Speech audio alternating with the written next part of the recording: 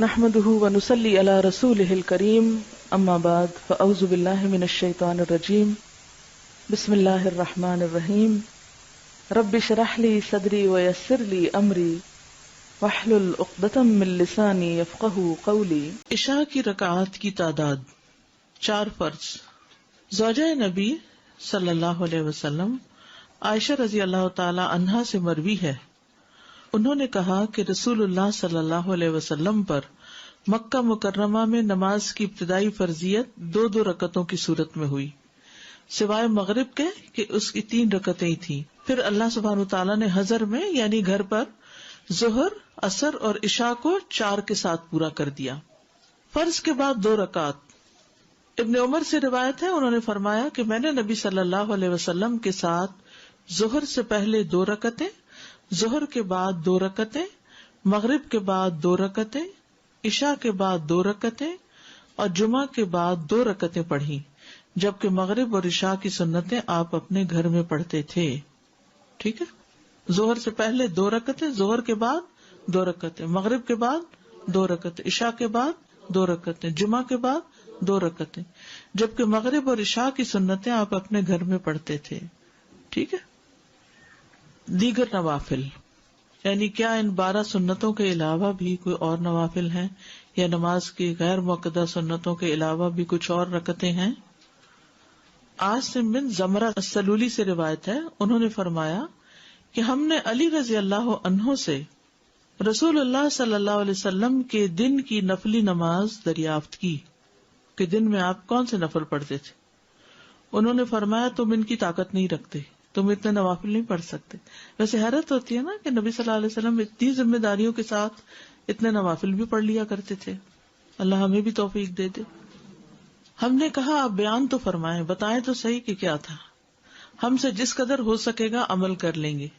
علی رضی اللہ عنہ نے فرمایا رسول اللہ صلی اللہ علیہ وسلم جب فجر کی نماز پڑھ لیتے تو ٹھہر جاتے، حتیٰ کہ جب سورج ادھر سے یعنی مشرق کی طرف اتنا بلند ہو جاتا جتنا عصر کے وقت ادھر سے یعنی مغرب کی طرف اونچا ہوتا ہے تو آپ اٹھ کر 2 رکعتیں ادا کرتے، یعنی جب سورج کی زردی ختم ہو جاتی طلوع کے بعد تو اس وقت آپ 2 رکعتیں ادا کرتے اشراق کی۔ اس کے بعد توقف فرماتے، ٹھہر جاتے، حتیٰ کہ جب سورج اس طرف یعنی مشرق کی طرف اتنا بلند ہو جاتا جتنا ظہر کے وقت یعنی ڈھلنے کے بعد یعنی مغرب کی طرف ہوتا تو اٹھ کر 4 رکعتیں پڑھتے۔ پھر جب سورج ڈھل جاتا تو ظہر کے فرضوں سے پہلے 4 رکعتیں اور ظہر کے بعد 2 رکعتیں پڑھتے اور عصر سے پہلے 4 رکعتیں پڑھتے اور 2 رکعتوں کے درمیان مقرب فرشتوں، نبیوں اور ان کی پیروی کرنے والے مسلمانوں اور مومنوں کے لیے سلامتی کی دعا کا فاصلہ کرتے، تشہد پڑھتے۔ اس میں آتا ہے نا السلام علینا وعلی عباد اللہ الصالحین۔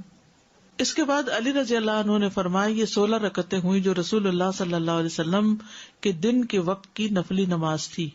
اس پر پابندی سے عمل کرنے والے لوگ بہت کم ہیں۔ اس میں مزید جو چاشت اور اس کے نفل ہیں نا اشراق کے، وہ شامل کیے گئے۔ حضرت عائشہ رضی اللہ تعالی عنہا سے روایت ہے کہ انہوں نے فرمایا کہ نبی صلی اللہ علیہ وسلم جب وضو کرتے تھے تو 2 رکعت نماز ادا کرتے تھے۔ تو یہ کون سے نماز ہے؟ تحیۃ الوضو۔ پھر نماز کے لیے مسجد کی طرف نکل جاتے۔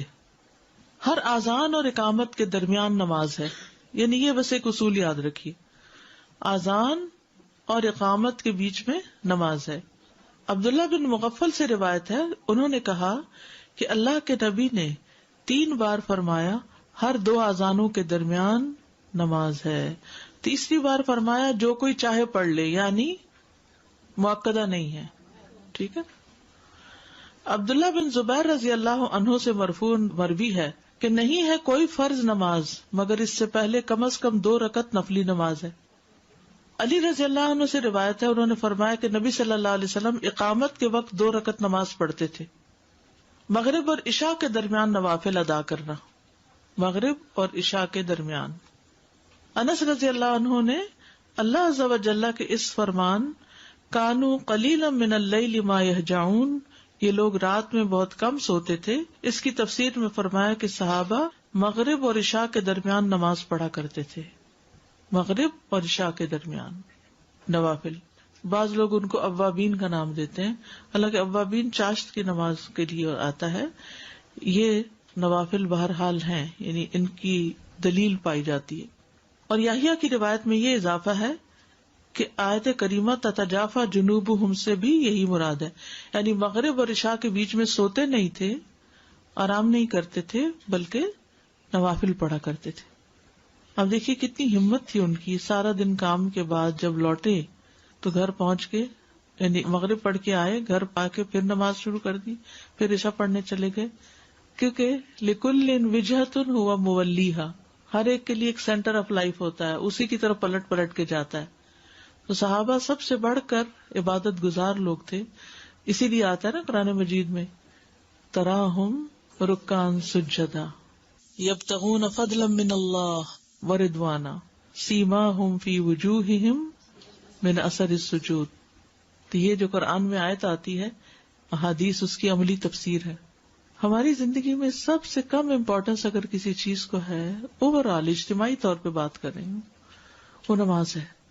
بے دھڑک شادیوں میں گئے ہیں، نماز کی پرواہ نہیں، فوتگی میں گئے ہیں، نماز کی پرواہ نہیں، سفر میں ہیں، نماز کی پرواہ نہیں. تو لیسٹ بادریشن ہے نماز کے بارے میں، بس ٹھیک ہے پڑھ لی تو پڑھ لی، نہیں تو کوئی بات نہیں، جب جی چاہا قضا کرے، سوتے پڑے رہ گئے کوئی بات نہیں. تو اس سے پھر ہمیں پتہ چلتا ہے کہ ہمارے اندر سینس آف ریسپانسبلٹی کتنی ہے. انسان کی کامیابی اس وقت تک ہو نہیں سکتی جب تک کہ وہ غفلت سے نہیں نکلتا. فویل للمصلین الذین هم عن صلاتهم ساہون. اور خصوصاً نماز کے بارے میں غفلت جب تک نہیں چھوڑتے. اور ایک حقیقت ہے کہ جو نماز کے بارے میں فکر مند ہوتا ہے نا، وہ اپنے باقی فرائض کے بارے میں بھی فکر مند ہوتا ہے، کیونکہ یہ فکر مندی اس کی عادت بن جاتی ہے کہ مجھے اپنی ذمہ داریاں پوری کرنی ہیں، اپنی رسپانسبلٹیز نبھانی ہے. اللہ سبحانہ وتعالیٰ نے ہم پر کوئی ایسی چیز لازم نہیں کی کہ جو ہمارے بس میں نہ ہو. لا یکلف اللہ نفسا الا وسعہا. ہم فارغ ہوتے ہیں تو کیا کہتے ہیں؟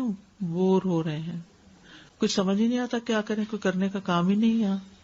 خاص طور پر اگر کہیں سفر پہ گئے ہیں یا کسی ایسی جگہ پر ہیں جہاں ہم اپنی روٹین سے الگ ہیں. کچھ لوگ ہوتا ہے نا کہ وہ روٹین کے اندر بندھے ہوئے ہوتے ہیں، اس کے ساتھ چلتے رہتے ہیں، جو روٹین کھلی پھر اس کو سمجھ نہیں آ رہا اب کیا کریں خود. لیکن نماز کی طرف تو دھیان ہی نہیں جاتا کہ چلے نوافل ہی ادا کر لیتے ہیں. دن کے نوافل بھی ہیں، رات کے بھی ہیں. ہمارے کلچر میں نماز کم ہے، فرض کی ادائیگی ہی کم ہے، نوافل تو دور کی بات ہے. وہ اسلام ہماری زندگیوں میں داخل نہیں ہوئے نا، ادخلوا فی السلم کافہ والی بات نہیں ہے. استاد جو آپ نے کہا مغرب اور عشاء کے درمیان صحابہ جو نوافل پڑھتے تھے تو ان کی کوئی خاص تعداد ہے یا تعداد نہیں بتائی گئی، عام طور پہ لوگ 6 پڑھتے ہیں. وآخر دعوانا ان الحمد للہ رب العالمین.